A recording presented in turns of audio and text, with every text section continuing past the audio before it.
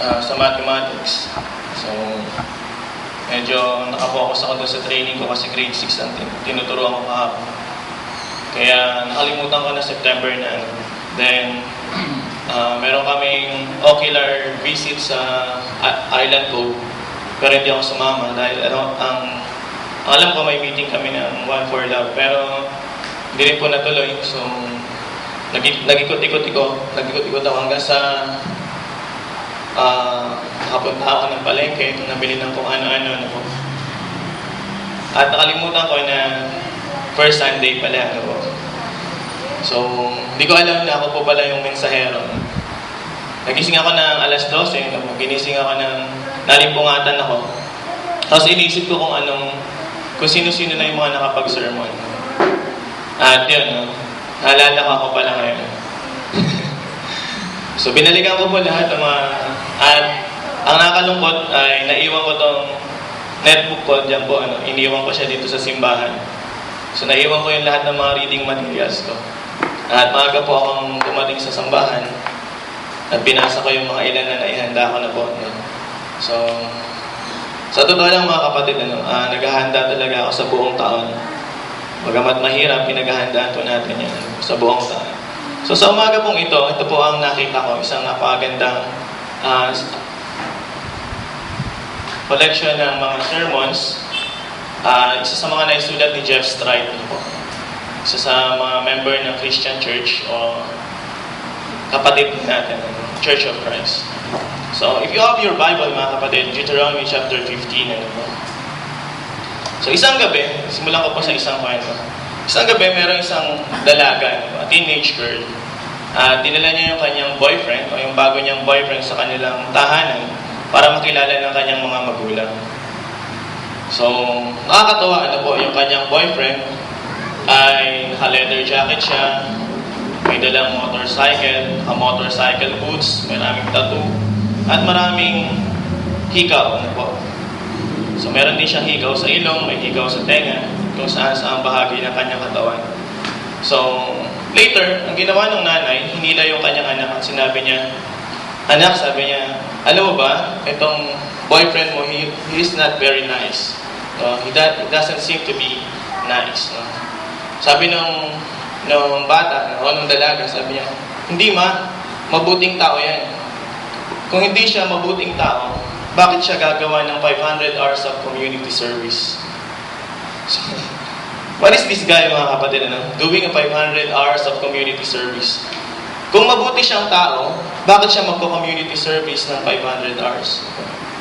So, totoo yung nanay, o tama yung sinabi ng nanay, na this guy wasn't very nice. He was not the kind of guy na nararapat doon sa kanyang anak. So, the mother was right, because of the markings na meron siya. Ano nga yung mga markings na meron siya? A leather jacket, may tattoo, may mga hikaw. So our text this morning, mga kapatid, is a different kind of marking. According to the book of Deuteronomy, chapter 15, 12 to 18, if you have your Bible with you or you wanted to mark your Bible, markahan niyo na po. Dahil isa ito sa mga tanong ng mga kabataan kung saan nagsimula yung mga bagay na ito. So sabi niya, if a fellow Hebrew, a man or woman, sells himself to you and serves you 6 years, in the 7th year, you must let him go free. And when you release him, do not send him away empty-handed. Supply him liberally from your flock, your threshing floor, and your winepress. Give to him as the Lord your God has blessed you. Remember that you were slaves in Egypt, and the Lord your God redeemed you. That is why I give you this command today.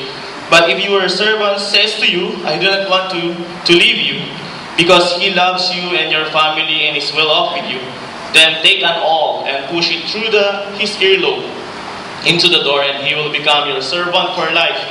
Do the same for your maidservants. It's in Deuteronomy chapter 15, verse 12 to 17. In our society, mga kapatid, sa atin ngayon, we are having financial trouble.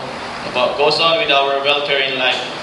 But in the early Israel, or the early time of Israel, God commanded, yung inutos ng Panginoong Diyos, doon sa mga tao na sabi niya, have compassion to your neighbor, or fellow Israel, or fellow Hebrew, sabi niya doon, a fellow Hebrew. So that is the command of God. Sabi niya, a certain portion of your income, give a tithe, magbigay kayo ng tenth. Hindi lamang doon sa templo, but to those who are struggling financially, doon sa mga nangangailangan. Then sabi niya, then I also required, give a portion of your fields in the vineyard. Alam niyo ba mga kapatid, the poor was allowed to harvest doon sa mga unharvested parts of the field. Kapag ikaw ay isang mayaman o ikaw ay mayroong isang lupain, hindi mo dapat ubusin yung iyong harvest. Kasi pagdating ng 6th year of cleaning, ipagkakaloob mo yan doon sa mga mahihirap. So, halimbawa, meron kang mga malaking lupain o malaking sakahan. So, 5 years ka lang na mag-aani. Yung pang-anim na taon, hindi sa'yo yan. That is the part doon sa mga mahihirap. Kung mababasa niyo yung Aklat ni Ruth, nandun po yung kwento niya sa Aklat ni Ruth. Kung paano niya nakilala si Boaz. So they were yung mga nasa mababang kalagayan ng pamumuhay.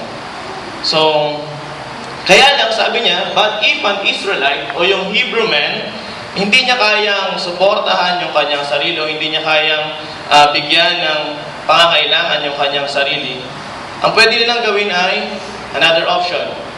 Ibenta nila yung kanilang mga sarili. Sell themselves into slavery or yung pong pagiging servant. So, being a slave, sabi niya dito, being a slave, you were a slave in 6 years, 6 na taon. In the 7th year, malaya ka na. So, they are limited. Yun yung decree o yun yung batas. 6 years kang magiging alipin. Halimbawa, nangutang ka ng malaki at hindi mo kayang bayaran, ayan po ang gagawin. You will be supplied liberally ng iyong master ng makakain mo, ng lahat, ng inumin mo, at pwede ka nang magsimula ng iyong pamumuhay. Pero ang nakakatawa, in the 7th year, sabi niya, wag mong papabayaan yung iyong fellow Hebrew. Halimbawa, malaya na siya sa'yo na bilang alipin mo, wag mo siyang hahayaang umalis ng walang dala-dala. Bigyan mo siya ng kanyang ipapamuhay. Kaya bigyan mo siya ng kanyang ipapamuhay bago mo siya pakawalan. Sabi niya, your servants, pero sabi niya kung halimbawa, yung iyong alipin, ayaw niya nang umalis. In Deuteronomy chapter 15, verse 16, sabi niya ganun, kung ayaw niya nang umalis sa'yo, eto ang gagawin mo. Ano ba? If your servant says to you, I do not want to leave you because he loves you and your family, and it's well off with you. Sabi niya ganun. Ano ba? So ito ang gagawin mo sa 15:17. The mark of a servant. Sabi niya, then take an awl and push it through his earlobe into the door, and he will become your servant for life. Do the same for your maidservant. So ito yung tinatawag natin na bond servant. No? At ito yung tanong ng isang kabataan. Kailan nagsimula yung pagkakaroon ng hikaw? Ayan po yan mga kapatid. No? Diyan yan nagsimula. At ang naghihikaw lang po ay mas mababang tao o yung pinakamababang tao sa lipunan. Ayan, no? Kaya sabi nga nila, kahit kailan hindi magkakaroon ng yung mga feminist, yung pinaglalaban nila. Hindi kailanman magiging pantay ang lalaki sa babae pagdating sa lipunan. Dahil nga dito, yung piercing na yan. So kung lalaki ka at meron kang hikaw, sinasabi mo na mas mababa ka doon sa mga babae. Yun po ang ibig sabihin niya, hindi yan isang moda o hindi yan isang passion statement, kundi sinasabi mo, you are a servant for life. Kung bakit ka nagkaroon ng piercing, kung bakit ka nagkaroon ng hikaw. Kaya sabi din, diba, sa Bible, in chapter 15 of Ephesians, ano yan? Serve your husbands. Honor your husbands. Ano po? Mamaya, makikita po natin yan. Ano? So this is common na po. Bakit nga ba? Bakit nga ba sa tenga? Lagi natin tanong, bakit sa tenga? Pwede naman sa ibang bahagi ng katawan, ano po? Pwede naman magkaroon ng piercing sa ibang bahagi ng katawan. So, it is common sa bawat isa sa atin, ano po, na nakikita natin yung mga piercing sa ilong, ano po? Meron ang button sa dila, ano po? Meron din sa, ano to? yung pilik mata, at kung minsan nasa parte ng mga katawan yung kanilang piercing.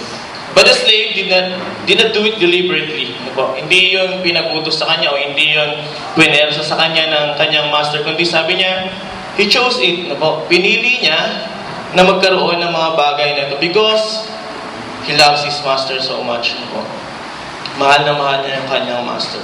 So in the day of Jesus, if someone called you Lord, ibig sabihin, you own a slave. Kung halimbawa, tinawag ka sa panahon ng ating Panginoong Jesucristo, ang tawag sa iyo ay Panginoon, ibig sabihin isa kang mayamang tao. Ibig sabihin marami kang mga taong naglilingkod sa iyo. So, tayo mga kapatid, ang sabi niya, if you confess with your mouth that Jesus is Lord and believe in your heart that God raised Him from the dead, and you will be saved. Tayo, in our days today, hinahanap natin lagi, sino nga ba ang tunay na Panginoon? Maraming tao ang naliligaw ng landas sa paghahanap lamang ng Panginoon. Pero ngayon sabi niya, kung sa pamamagitan lamang ng pag-confess o ng pagsasabi ng ating mga labi ng ating Panginoong Hesus, ang ating Panginoon, sabi niya, magkakaroon tayo ng kaligtasan. Confession pa lang po yan, mga kapatid. In Romans chapter 10, God is telling you to be Jesus' servant. Sabi niya, napiliin natin na maging lingkod ng ating Panginoon. Hindi niya tayo pinili, but we chose Him. You get to choose whether you will not serve Him. Dalawa lang yun sa buhay natin bilang isang Kristiyano o bilang isang tao. But the choice is to stay with Jesus. If you sign up as a Christian, then it is pretty well and it will do good for you. Sabi nga po nila. Noong panahon na tayo ay naging Kristiyano, when we repent of our sins, when we have faith and we have confessed and we have been baptized into our Lord's death, sabi natin, pinili natin na maging Panginoon ng ating Panginoong Jesucristo. At sinasabi natin that He owns, alin po? Una, yung ating mga salapi. He owns yung ating mga bagay na dapat na ginagastos natin sa iba, dapat unahin muna natin kung ano ang para sa Panginoon. Kung halimbawa, malaki yung ating retirement fund, dapat mas malaki yung binibigay natin sa Panginoon. Kung sinasabi natin, meron tayong magandang tahanan, magarang sasakyan, magagarang pananamit, dapat isipin din natin na ang mga bagay na ito ay pag-aari din ng Panginoon. At kung sakaling sinabi natin na siya ang ating Panginoon, sabi nga nila, ang bawat butil ng ating pagkatao, ang bawat ibla ng ating pagkatao, yung ating isipan, yung ating kaluluwa, yung ating puso, ay para sa Panginoon.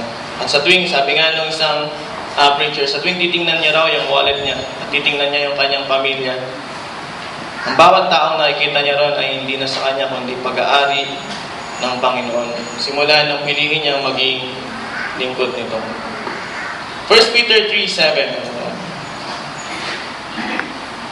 The husband says, husbands in the same way be considerate as you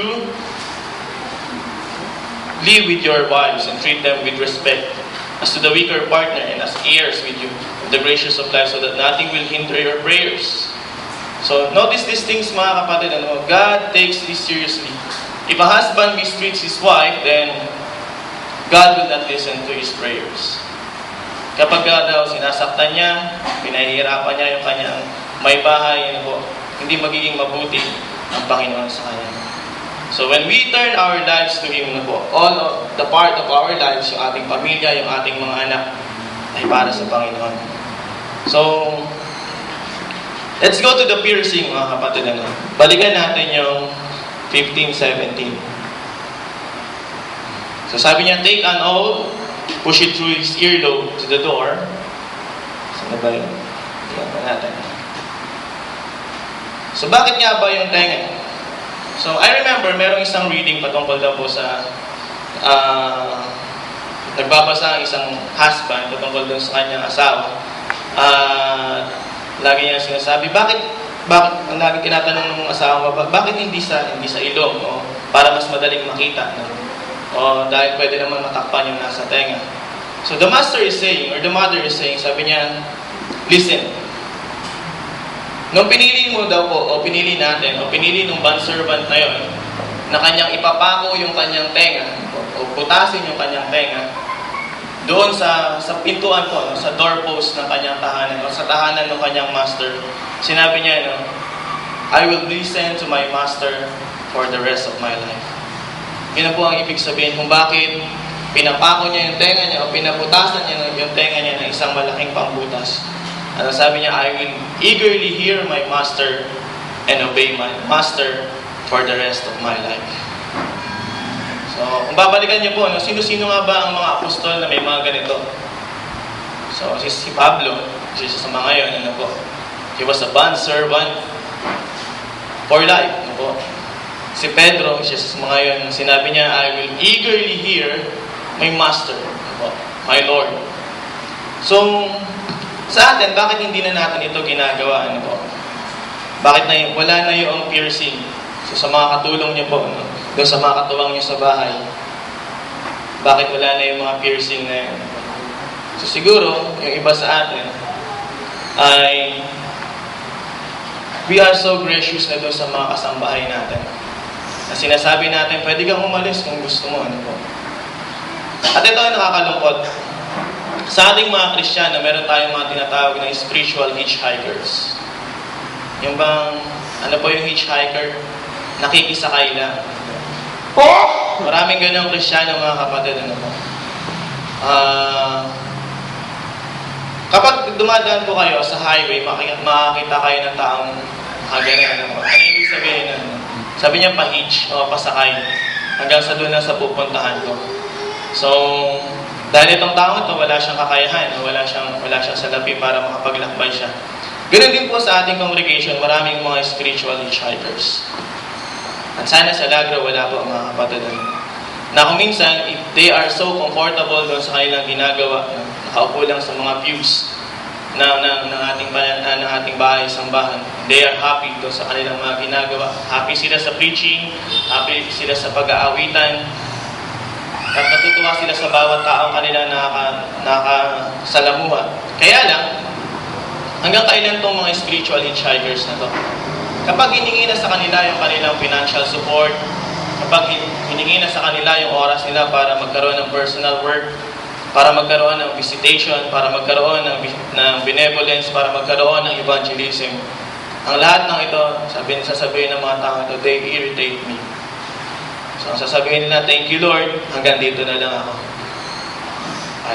I'll ride along with you, God, pero pagdating sa panahon na kailangan mo na ako, siguro bababa na ako ng sasakyan mo. So, that's kind of a servant na tinatawag nating hitchhikers. At marami sa mga Kristiyano ang ganun, mga kapatid. Sa atin, hindi natin, minsan, sa ating mga Pilipino, ang pinaka-problema natin, yung oras natin, ano po. Nakakatawa. Kahit na sino mag-usap, kahit mga preachers kung minsan, ano, kapag sinabing 4 o'clock, nagdadatingan yung iba, 4:30, 5 o'clock, ano mo. So, kahit sa school, mga kapatid, ano, kahit doon sa school na pinagtuturuan ko, ang lagi nilang sinasabi sa akin, napakaaga mo naman, sir. Tapos titingnan ko yung reel ako, sabi ko, oras na kasi ng paglipat. So, kaya ginagawa ko ngayon, dahil yung iba, nag-overtime, doon sa kanilang mga ginagawa. At yung iba naman, early time, nagka-cut ng time. So, sasabihin ko nila na kapag tapos na kayo, gusto nyo na akong papasukin, tawagin nyo lang ako kasi oras ko na. Maraming, yun ang ugali ng mga Pilipino po, na hindi natin minsan, hindi natin makalimutan, o hindi natin may alis na napakapangit na ugali. Na kung minsan we have an appointment, late tayong dumarating. Kahit sa pananambahan, late tayong dumarating. Nakakalungkot lang, ano po, sa linggong ito, ang ating appointment ay para sa Panginoong Diyos. Pero sabi niya, 8 o'clock tayo, nagkasundo tayo na 8 o'clock, magkikita-kita. Pero iba sa atin, 9 o'clock na dumarating. So is it a mark of a true servant? Na maging yung oras natin, hindi natin kayang ibigay sa Panginoong Diyos.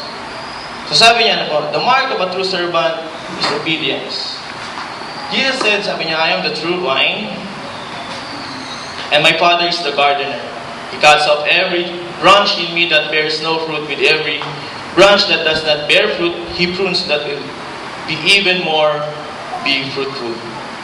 I'd rather be a servant to hear and obey kaysa yung servant na pa-hitch-hitch lang po. O yung hitchhiker servant na. Sana pang bawat isa sa atin meron tayong voluntary ear para makinig. Hindi lamang para makinig, kundi para sumunod sa ating Panginoong Jesucristo. Sabi niya, if your servant says to you, I do not want to leave you because he loves you and your family and is well with you all, then take an awl and push it through his earlobe in the door and he will become your servant for life. Now when we chose God, when we chose Jesus to be our Lord, sinabi natin sa Kanya, He will be our master for our life and we will be His servant for life. So, ito pa po, sabi niya, he who does not love me will not obey my teaching. But whoever has my commands and obeys them, he is the one who loves me. Then sabi niya, if anyone loves me, he will obey my teaching. Then if you obey my commands, you will remain in my love, just as I have obeyed my Father's commands and remain in His love. So the good servant obeys Jesus because he loves Him. So the question now, mga kapatid, do we really love Jesus? Do we really love to be His servant? Nakaya ba nating pagkaloob sa Kanya yung ating panahon, yung ating mga sarili, yung ating pagkatao, ang lahat-lahat na meron tayo mga kapatid. So, a mark of a true servant. Ito na po. You also were included in Christ when you heard the word of truth, the gospel of your salvation. Having believed, you were marked with the seal, the promise of Holy Spirit who is deposited, guaranteeing our inheritance until the redemption of those who are on God's possession to the praise of His glory. So, kailan ito mga kapatid? Kailan ba ito nangyari? Kailan ba tayo nagkaroon ng seal? Kailan ba tayo nagkaroon ng piercing? Ayan, ito. So, hindi man physical yung piercing natin. Pero kung babalikan niyo po dun sa Acts chapter 2, 37, 36 na po. So, anong piercing ang meron doon? The piercing of the heart. They were pricking in their hearts, mga kapatid. At anong sinabi ni Apostol Pedro sa kanila? Sabi ni Pedro sa kanila, then repent and be baptized, every one of you in the name of Jesus Christ for the remissions of your sins, and you shall receive the gift of the Holy Ghost. So lagi natin pinag-iisipan yan, lagi ko rin iniisip, at lagi ko rin tinatanong sa mga guro, kailan ba ito nangyari? Paano ba ito nangyari? At ano yung pakiramdam ng mga pangyayaring ito? Pero sabi lagi sa amin ng aming mga guro, you will fail sa paghahanap kung ano yung mga pangyayaring ito. Dahil yun ay pangako, at ang sabi niya, kailangan mong tanggapin sa pamamagitan lamang ng pananampalataya. So, katulad ng prayer na sabi nga the sinner's prayer is not found out anywhere in Scripture. So, wala tayong makita sa Bible na panalangin ng isang makasalanan. Meron lang tayong nakikita doon na panalangin ng isang patay. Panalangin ng isang patay. Pero, ang makikita natin dito lagi yung panalangin ng isang matuwid na tao at natatagpuan niya yung kaligtasan ng ating Panginoong Jesucristo. Faith should lead you to repent and to be baptized. Isaiah 53 verse 5 says, He was pierced for our transgressions, He was crushed for our iniquities. The punishment that brought us peace was upon Him, and by His wounds we were healed. So kung itong mga bagay na ito, dalawang reason kung bakit kailangan natin ng ating Panginoong Jesucristo at kailangan nating magpatuloy bilang Kanyang mga lingkod. First, mga kapatid, unang reason kung bakit kailangan ng piercing na yan, sabi niya, the servant who had his earlobe pierced surrendered something. So yung daw pong isang lingkod ng Panginoong Diyos, meron siyang isinuko nung panahon na Kanyang pinabutasan yung Kanyang tenga. Tayo rin po, nung panahon na tayo ay nabautismuhan, meron tayong isinuko yung ating buhay para sa Panginoong Diyos. Sinabi natin, hindi na akin ang buhay na ito, kundi sa iyo na, Panginoon. Pangalawa, sabi niya, the servant's ear was pierced. Pero tayo, alin ba yung na-pierce sa atin, yung ating mga puso? But if we cannot circumcise, sabi nga niya, kung hindi natin kayang ulihin yung wiles ng ating mga puso o yung kagustuhan ng ating mga puso, then we are not worthy of a servant of God. Hindi tayo karapat-dapat na maging lingkod. So, bilang pagwawakas mga kapatid, tayo na nabibilang sa ating Panginoong Jesucristo, sana po ay ipakita natin talagang pagiging lingkod natin. Simulan natin sa pagbabago ng ating mga sarili. Sana, sabi nga nakakalungkot na isipin, kung minsan, mas inuuna pa natin yung ibang mga bagay at pinagpapalit natin yung linggo para sa ating Panginoong Jesucristo. Nakakalungkot mga kapatid. Bagamat, sabi ko nga, hindi naman kayo mapupunta sa impyerno kung hindi kayo magsisimba ng isang linggo lang. Pero kung sabi nga niya sa Hebrews chapter 10, kung uugaliin mo na hindi magsimba linggo-linggo bilang anak ng Diyos, sabi niya, it is nakakatakot. Lubhang nakakatakot na ikaw ay malaglag sa kamay ng maawaing Diyos. Pagkat sabi niya, doon sa Hebrews chapter 10 din, hindi napupugnaw ang apoy sa impyerno doon sa mga Kristiyanong naglingkod na sa Panginoon pero tinalikuran ng ating Panginoon sa Kristo. At sana rin po mga kapatid, naisipin natin lagi yung ating panahon. Kailan ba dapat natin ito ibigay sa ating Panginoong Diyos? Ano ba ang para sa atin at ano ba ang para sa Kanya? Kung inisip natin na magsimba ng linggo, sana po ay sikapin na rin natin dumating sa takdang oras.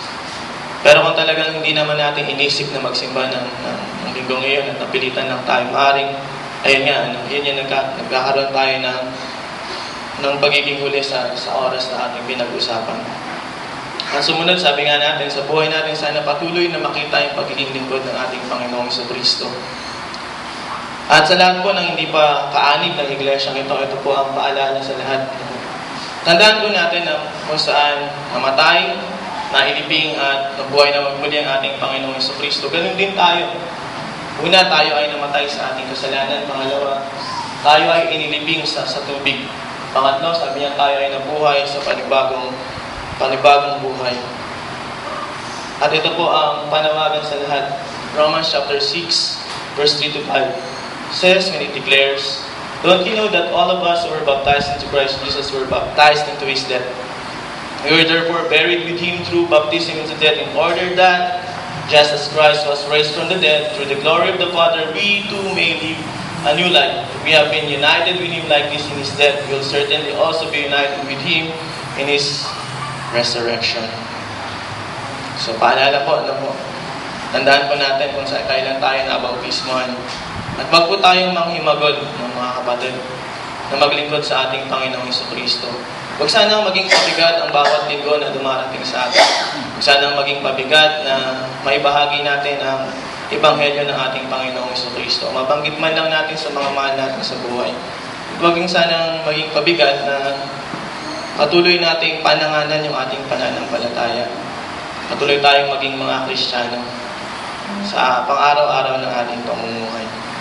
At muli po, isang mabuting paglilingkod sa inyong lahat. Magandang umaga.